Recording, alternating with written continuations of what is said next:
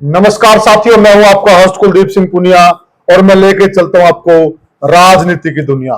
साथियों, राजनीति की दुनिया की बात करें, 8 तारीख से हरियाणा में नतीजे आए हैं। उसके बाद से चर्चाओं का बाजार गर्म है, अटकलों का बाजार गर्म है।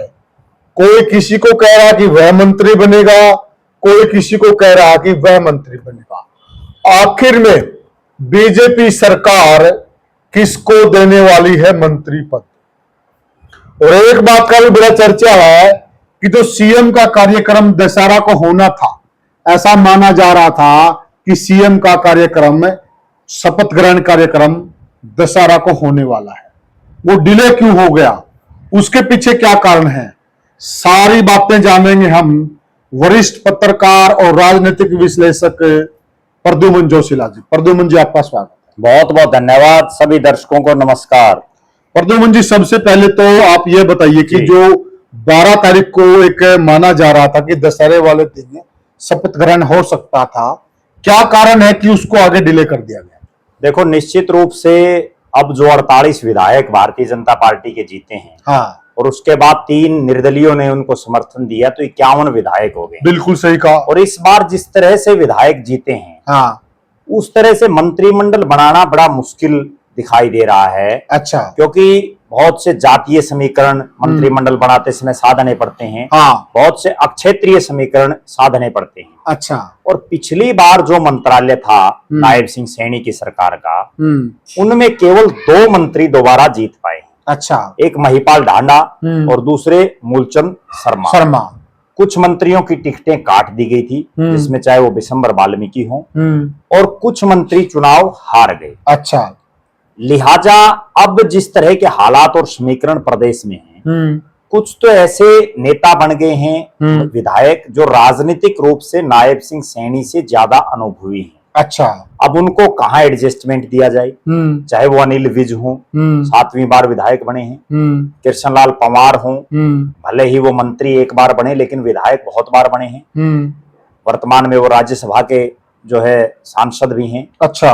और जिस तरह के समीकरण, जो जातीय समीकरण बने हैं कि 6 जाट चेहरे विधायक बने हैं, 7 ब्राह्मण चेहरे विधायक बने। ये पहली विधानसभा है जिसमें 8 ब्राह्मण चेहरे इस बार विधायक हैं, जिनमें एक कुलदीप वत्स बादली से जो है वो कांग्रेस के विधायक हैं, और 7 ब्राह्मण चेहरे बीजेपी की तरफ से बने। अच्छा।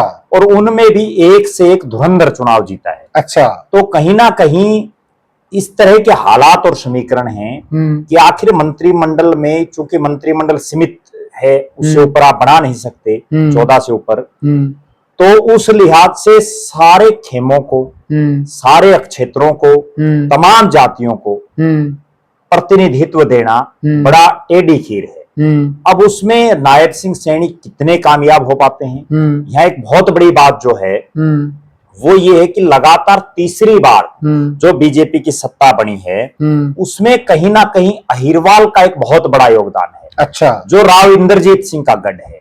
और इस बार भी अहिरवाल ने सबसे ज्यादा सीटें भारतीय जनता पार्टी को देने का काम किया है। बिल्कुल, 11 में और 10 सीटें। पहली बार ऐसा है कि राव इंद्रजीत के साथ उनकी जो बेटी है, राव इंद्रजीत सिंह लोकसभा के सांसद बने हैं, उनके साथ उनकी बेटी विधानसभा की सदस्य बढ़ गई है, आरती राव। तो उनकी ये पूरी कोशिश रहेगी कि आरती राव को हर हालात और हर परिस्थिति में वो प्रदेश की कैबिनेट में बड़े से बड़ा पद दिलाए। अच्छा। चर्चाएं तो ये भी है कि वो उप मुख्यमंत्री की डिमांड करेंगे, लेकिन अहिरवाल के 6 विधायक भारतीय जनता पार्टी के अहिर बने हैं। जो अहिर हैं वो 6 विधायक बने हैं। अब उनमें उनके धुर विरोधी, जो रामपुरा हाउस के हमेशा से धुर विरोधी रहे, राव नरबीर सिंह, वो भी चुनाव जीते हैं। अच्छा। तो इंद्रजीत सिंह की कोशिश ये भी रहेगी कि उनकी बेटी तो मंत्री बने, लेकिन राव नरबीर सिंह मंत्री ना बने। लेकिन चूंकि भारतीय जनता पार्टी तमाम खेमों में एक सामंजस्य बनाए रखेगी, तो इसलिए वो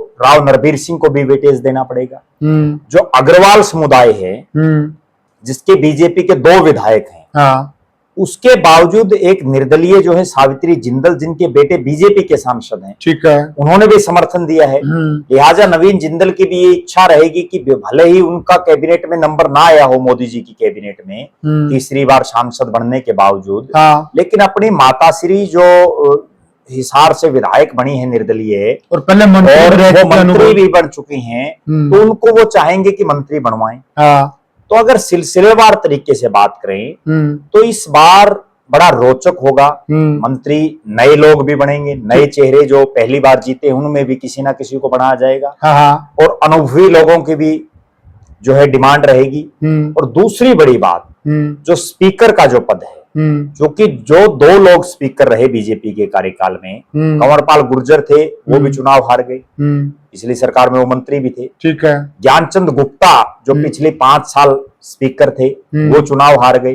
और स्पीकर का एक ऐसा पद है जो बहुत कुछ मायने रखता है, तो उस पद पर किसको बैठा जाए, कौन ऐसा आदमी हो, इन तमाम चीजों पर गहन मंथन चल रहा है। नायब सिंह सैनी जो है शपथ लेने से पहले ही, चुनाव का परिणाम आते ही, चाहे वो प्रधानमंत्री जी हों, गृह मंत्री हों, पार्टी के राष्ट्रीय अध्यक्ष हों, तमाम बड़े नेताओं से वो मिले हैं। और जो 3 लोग हैं, धर्मेंद्र प्रधान, सुरेंद्र सिंह नागर और जो विप्लव देव है, जिनको हरियाणा का जिम्मा दे रखा था चुनाव जिताने का, वो भी लगातार विधायकों से, बड़े नेताओं से मीटिंगें कर रहे हैं।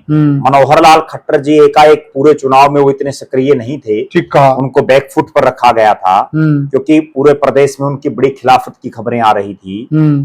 तो उस लिहाज से अब वो भी बड़े सक्रिय हो गए हैं, विधायक लगातार उनको हाजिरी मार रहे हैं, मुलाकात कर रहे और लगातार जो है वो सक्रिय हो चुके हैं। अब जिन लोगों को, मुझे ये भी लग रहा है कि पहला जो मंत्रिमंडल बनाएंगे उसमें 10 या 11 लोगों को ही शपथ दिलाएंगे, 2 या 3 पद खाली भी रखेंगे, ताकि कहीं कोई नाराजगी। अब इसमें एक बहुत बड़ी बात है, वो ये है कि जो 7 ब्राह्मण चेहरे जीते हैं, उनमें एक चेहरा रामकुमार गौतम भी जीते हैं, सही कहा आपने, जो अपने क्षेत्र को छोड़ करके और सफेदों में जीते हैं। और बहुत बड़ी बात जो है वो ये है कि सफेदों में वो पहले बाहरी प्रत्याशी चुनाव जीते हैं, वरना वहां उनसे राजनीतिक रूप से कई गुना बड़ा जिनका कद हो, सुषमा स्वराज जी, दिवंगत सुषमा स्वराज जो हैं, उनकी बहन डॉक्टर वंदना शर्मा ने भी वहां से चुनाव लड़ा, बड़े बड़े नेता उनको जिताने के लिए आए, लेकिन वो चुनाव हार गई। करमबीर सैनी ने चुनाव लड़ा, वो चुनाव हार गई, लेकिन अब रामकुमार गौतम ने वहां सिटिंग विधायक को चुनाव हराया है। तो उनकी भी ये इच्छा होगी, जो उनकी 5 साल से जो कसमसा रहे थे वो मंत्री पद के लिए, टीस रही है मंत्री और उनके मन में इतनी बड़ी टीस थी कि वो लगातार दुष्यंत चौटाला का सबसे बड़ा विरोध उन्होंने किया उन्हीं की पार्टी में रहते हुए। तो कहीं ना कहीं जो मेरा जो मानना है कि इस बार के चुनाव में जीतने के बाद रामकुमार गौतम की भी ये इच्छा रहेगी कि उनको कोई भारी भरकम मंत्रालय, चूंकि वो राज्य मंत्री बनेंगे नहीं, और अगर उनको मंत्री बीजेपी ने नहीं बनाया तो मेरा ऐसा मानना, जिस तरह का उनका मिजाज है, वो अगले दिन से ही बीजेपी की भी खिलाफत शुरू कर दें, कोई बहुत बड़ी बात नहीं। अच्छा, अब अगर देखें कि मंत्री कौन होंगे, तो कुछ नाम ऐसे हैं जिनका बनना निश्चित है, और कुछ नाम ऐसे हैं जिनमें अभी बड़ा संशय चलेगा। सबसे पहला मैं जो नाम समझ पा रहा हूं वो नाम है महिपाल ढांडा का। महिपाल ढांडा को प्रदेश की कैबिनेट में जगह मिलेगी, कोई दो राय नहीं। इसमें मेरी एक और है, जो लोगों से बातचीत हो रही है और जो एक बात निकल के आ रही है जी, क्या बीजेपी यह प्रयोग भी कर सकती है जी कि नॉन जाट सीएम है जी और डिप्टी सीएम जाट को बना दिया जाए, तो यहाँ पर महिपाल ढांडा की लॉटरी लग सकती है? देखो, मुझे ऐसा लग रहा है, मैं जो समझ पा रहा हूं कि बीजेपी जाट समाज को बहुत ज्यादा तवज्जो देती हुई मुझे नहीं दिख रही। क्यों? और उसका कारण ये है कि उन्होंने एक तरह से ये मन सा बन चुका है कि जाट वोटर ज्यादा संख्या में बीजेपी को वोट कर नहीं रहा। केंद्र की अगर बात करें, 5 परंतु इस बार तो प्रद्युमन जी, अगर आप रेशो निकाल के देखेंगे जी, अच्छा खासा जाट वोट उनको मिला है। देखो, जो बच्चे नौकरी लगे हैं, और मेरे पास ऐसे रिकॉर्ड है, सर्वे है मेरे पास। आपकी बात सही है, लेकिन जो इतिहास जिस बात पर हम जा रहे हैं, 5 सांसद जीते भारतीय जनता पार्टी के लोकसभा में, इकलौते जाट जीते चौधरी धर्मवीर सिंह। हाँ, बिल्कुल। लेकिन 3 मंत्री बनाए और तीनों ही गैर जाट बनाए। चौधरी धर्मवीर सिंह का कहीं नाम नहीं आया। हाँ। और धर्मवीर सिंह ऐसे हैं जो तीसरी बार जीते, लगातार उनका दावा था और मजबूत दावा था, लेकिन उनको नहीं बनाया गया। तो मेरा ऐसा मानना है कि जो 6 जाट जीते हैं बीजेपी की टिकट पर, उनमें से 2 जाट को मंत्री बनाया जाएगा। अच्छा। और उन 2 जाटों में मैं जो समझ पा रहा हूं, महिपाल ढांडा और श्रुति चौधरी। अच्छा। जो कि श्रुति चौधरी बंसीलाल की पोती हैं, विरासत है। और उससे भी बड़ी बात जो है वो ये है कि भिवानी और दादरी में मंत्री एक बनाना है। जेपी दलाल बनते, श्रुति चौधरी की जगह बड़े भारी भरकम मंत्रालय के मंत्री बनते, लेकिन चूंकि वो बहुत कम मार्जिन से चुनाव हार गए, तो अब उनकी कमी को पूरा करने के लिए श्रुति चौधरी महिला कोटा भी हो जाएगा, और दूसरा चौधरी बंसीलाल की पोती है। और मुझे ऐसा लग रहा है कि महिपाल ढांडा को कैबिनेट मंत्री बनाया जाएगा, और कोई भारी भरकम हो सकता है कृषि मंत्रालय उनको मिल जाए, और जो श्रुति चौधरी है उनको कहीं ना कहीं राज्य मंत्री का पोर्टफोलियो मिलेगा, क्योंकि वो पहली बार की विधायक हैं, एक बार वो सांसद भी रही हैं। तो 2 जाट चेहरे ये बनेंगे। अगर कहीं कोई तीसरे जाट चेहरे को बनाने की कहीं कोई बात आई, तो हो सकता है कि जो नए जो चेहरे जीते हैं इनमें से किसी की लॉटरी लग जाए, लेकिन उसकी संभावनाएं अभी नजर नहीं आ रही, क्योंकि जो लोग चुनाव जीते हैं, चाहे वो उमेद पातुवास जीते हो, पहली बार जीते हैं, सुनील सांगवान जीते हैं, पहली बार जीते हैं, रणधीर पनिहार जीते हैं, पहली बार जीते हैं, कृष्णा गहलावत जो जीती हैं वो मंत्री भी रह चुकी हैं, लेकिन इतनी महिलाओं को मंत्री बनाएंगे ये भी अपने आप में एक बहुत बड़ी बात है। दूसरा, वो जिस सोनीपत जिले से आती हैं वहां ये चर्चाएं हैं कि अरविंद शर्मा जो गोहाना से विधायक बने हैं, उनको ब्राह्मण कोटे से मंत्री बनाया जा सकता है। अच्छा। तो कहीं ना कहीं सोनीपत जिले से एक मंत्री बनेगा। अब वो अरविंद शर्मा अगर नहीं बनते तो वहां कृष्णा गहलावत की लॉटरी लग सकती है। अब हम आते हैं उसके बाद ब्राह्मण चेहरों पर। 7 ब्राह्मण विधानसभा में बीजेपी के जीते हैं, जिनमें मूलचंद शर्मा लगातार तीसरी बार जीते हैं। पिछली सरकार में भी मंत्री थे, पहले खट्टर साहब के राज में, फिर नायब सैनी के राज में। तो ऐसा लग रहा है कि मूलचंद शर्मा को दोबारा से बनाया जाएगा। अच्छा। दूसरा जो ब्राह्मण मंत्री बनेगा उनमें से 2 में से कोई एक, अरविंद शर्मा और शक्ति रानी शर्मा। अच्छा। जो पंडित विनोद शर्मा जी की धर्मपत्नी है। कार्तिकेय शर्मा जो निर्दलीय राज्यसभा तो दादा गौतम का चांस मुश्किल है? मुझे मुश्किल लग रहा है, क्योंकि दोनों ही बड़े चेहरे हैं। विनोद शर्मा के जो बेटे हैं कार्तिकेय शर्मा, उनकी राष्ट्रीय राजनीति में बड़ी पकड़ है, उनके कई चैनल हैं और मीडिया पर भी उनका एक बहुत बड़ा प्रभाव है, कंट्रोल है। तो कहीं ना कहीं राज्यसभा का भी वोट चाहिए, चूंकि वो निर्दलीय हैं। तो और शक्ति रानी को बनाने से जो पंचकुला में एक मंत्री बनाया जा सकता है, क्योंकि ज्ञानचंद गुप्ता चुनाव हार चुके हैं जी, वहां दूसरा जो विधायक है वो कांग्रेस का है जी, तो कहीं ना कहीं उनकी एडजस्टमेंट मुझे लग रहा है कि हो सकती है इन 2 में से। फिर अगर किसी ब्राह्मण चेहरे को राज्य मंत्री बनाने की बारी आई, तो वो चेहरा देवेंद्र अत्री भी हो सकते हैं, कोई बड़ी बात नहीं है। अच्छा। क्योंकि वो चौधरी वीरेंद्र सिंह के परिवार को चुनाव हरा करके बने, और उनकी जो एक नजदीकी उनके रिश्तेदार हैं वो खट्टर साहब के बहुत नजदीकी हैं। पिछले 10 साल से वो पूरी चौधर में रहे हैं, बडोली से भी उनके अच्छे रिश्ते, और उनकी जो है जिन रिश्तेदार की मैं बात कर रहा हूं वो हालांकि दादरी से चुनाव लड़ना चाहते थे, लेकिन दादरी से उनको टिकट नहीं मिल पाई। तो उनका कहीं ना कहीं कोई ऐसा सिस्टम बन सकता है कि अगर कोई राज्य मंत्री बनाना पड़ा, हालांकि लग नहीं रहा क्योंकि 2 ही ब्राह्मण मंत्री बनाए जाएंगे कि और ज्यादा की कोई संभावना है। उसके बाद अगर बात करें अग्रवाल समाज से, तो अग्रवाल समाज से ऐसा लग रहा है कि विपुल गोयल जो फरीदाबाद से आते हैं, मनोहर लाल जी की पहली सरकार में वो जब मंत्रिमंडल का विस्तार हुआ तो उनको मंत्री बनाया गया। उसके बाद कृष्णपाल गुर्जर से अनबन के चलते उनको 2019 के चुनाव में टिकट कट गई, 24 में उनको टिकट फिर मिली और वो दोबारा से चुनाव जीत गए।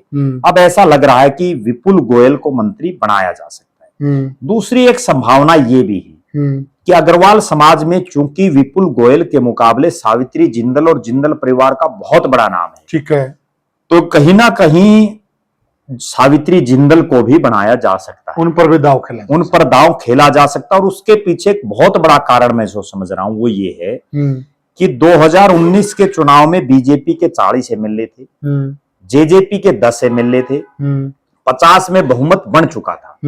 उसके बावजूद चौधरी रणजीत सिंह को निर्दलीय होते हुए 5 साल मंत्री बनाया गया। बिल्कुल, और पावरफुल मंत्री बनाया गया। कहीं ना कहीं सावित्री जिंदल को मंत्री बना करके पूरे प्रदेश का जो अग्रवाल समाज है उसमें कि मैसेज दिया जा सकता है कि भले ही जिंदल बीजेपी से नहीं जीती, उसके बावजूद हमने उनको मंत्री बनाया। ये 3 मुख्य जो मैंने बात की। उसके बाद अगर बात करें, हरियाणा प्रदेश में जो अहीरवाल है, जिसके 6 बीजेपी के विधायक अहीर बने हैं, उन 6 विधायकों में से 2 का मंत्री बनना मैं मान रहा हूं कि पक्का बनाया जाएगा। और उन 2 में मैं जो सोच रहा हूं वो ये है कि एक आरती राव बनेंगी, जो राव इंद्रजीत की बेटी हैं, अटेली से बड़े क्लोज मार्जिन में जीती हैं, और दूसरे राव नरबीर, जो गुड़गांव के बादशाहपुर से जीते हैं। उन दोनों को मंत्री बनाया जाएगा। अगर कहीं कोई परिवारवाद की बात आती है तो राव इंद्रजीत ये चाहेंगे कि अगर आरती राव की बारी नहीं आती तो उनकी जगह ओम प्रकाश यादव या जो कोसड़ी से या रेवाड़ी से जो विधायक बने हैं उनमें से किसी एक की लॉटरी वो लगवा सकते हैं। लेकिन उसकी संभावनाएं बहुत कम है, क्योंकि राव इंद्रजीत प्रेशर पॉलिटिक्स करते हैं और वो आखिर तक ये चाहेंगे कि उनकी बेटी मंत्री बने, और माहिर भी है इस चीज में। और आरती राव और राव नरबीर सिंह ये 2 विधायक बन सकते हैं, मंत्री बन सकते हैं।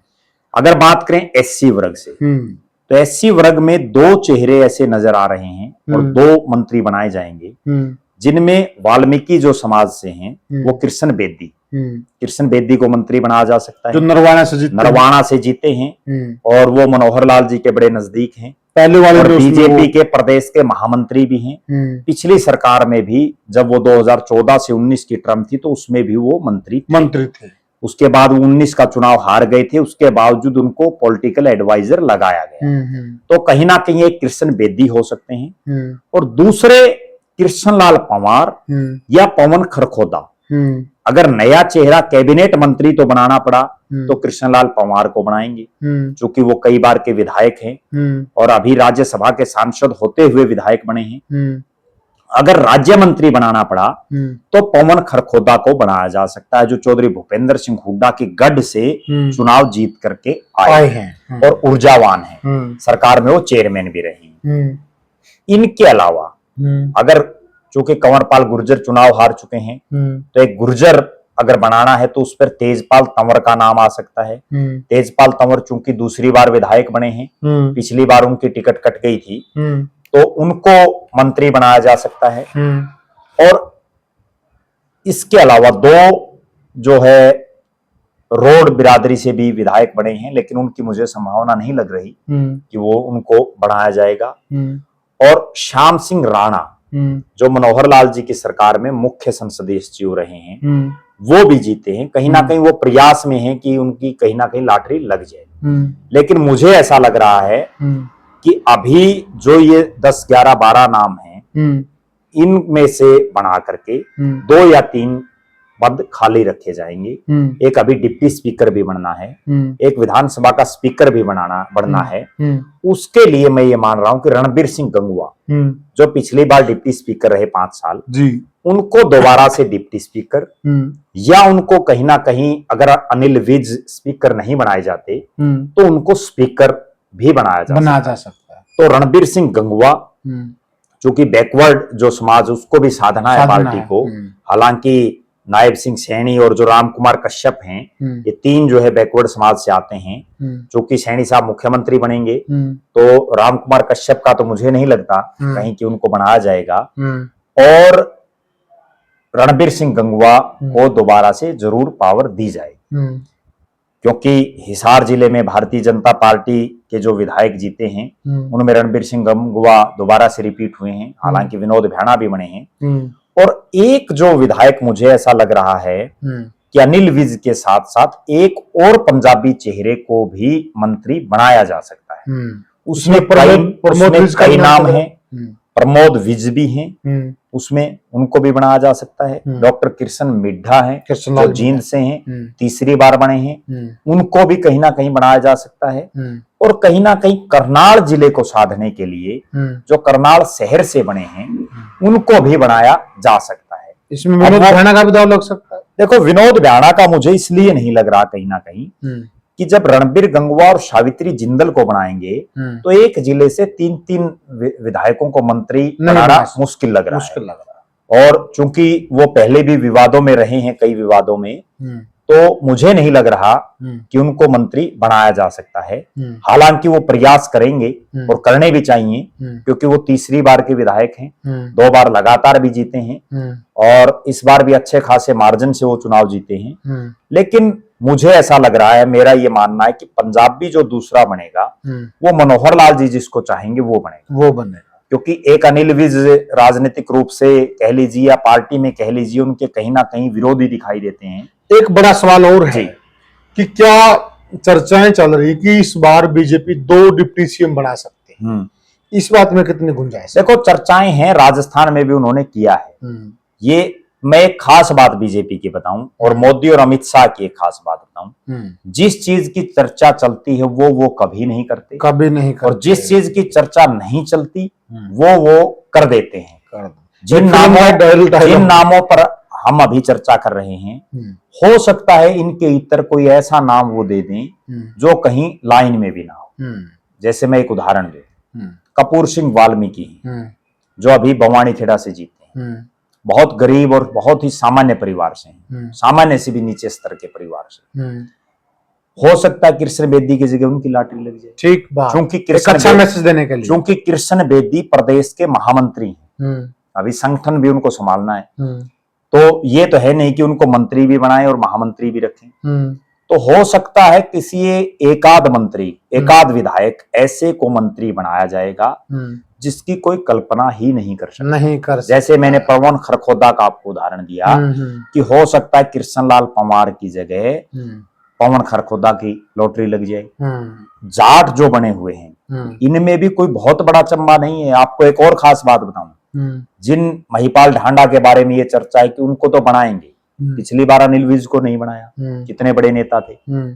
हो सकता है उनकी जगह किसी और जाट नए चेहरे को बना दे, और भागने भी नहीं दिया, क्योंकि पार्टी एक्सपेरिमेंट करती है। भारतीय जनता पार्टी की सबसे बड़ी खूबसूरती यही है कि वो किसी नेता का बोझ नहीं मरती, वो एक्सपेरिमेंट करती है, और यही चीज इनको आगे लेकर, और यही चीज इनको तीसरी बार हरियाणा में भी सत्ता में लाई, केंद्र में भी। आप एक चीज देखिए, नरेंद्र मोदी की कैबिनेट में वो ऐसे ऐसे लोगों को मंत्री बना रहे हैं जो बहुत बड़े, अनुराग ठाकुर था इस कैबिनेट में जो 5वीं बार का शायद सांसद है, 4थी या 5वीं बार, उनको नहीं बनाया, और उनके एवज में जो बिल्कुल पहली बार जीते उनको बना दिया। तो ये एक्सपेरिमेंट करते हैं और वो इनके कामयाब रहते हैं। उसमें एक खास बात ये होती है, लोगों में एक जिज्ञासा और एक उम्मीद ये बनी रहती है कि जब इसकी बारी आ गई, इसको बना दिया घर बैठे, तो हो सकता आपकी भी बारी आ जाए। बिल्कुल। तो साथियों जी, ये हमने चर्चा की कि हरियाणा में जो इस बार मंत्रिमंडल बनेगा बीजेपी सरकार का, उसमें किस किस चेहरे का दांव लग सकता है और कौन कौन से समुदाय से लगता है और कौन कौन से क्षेत्र से लग सकता है, उस पर सारा विवरण दिया वरिष्ठ पत्रकार जी ने, और बिल्कुल एक एक पहलू को टच किया। आपको ये हमारी चर्चा कैसी लगी हमें कमेंट सेक्शन में जरूर बताइएगा, और वीडियो को ज्यादा से ज्यादा शेयर कीजिएगा और चैनल को सब्सक्राइब कीजिएगा। तो साथियों, अब लेते हैं आपसे विदा। राम राम। राम राम।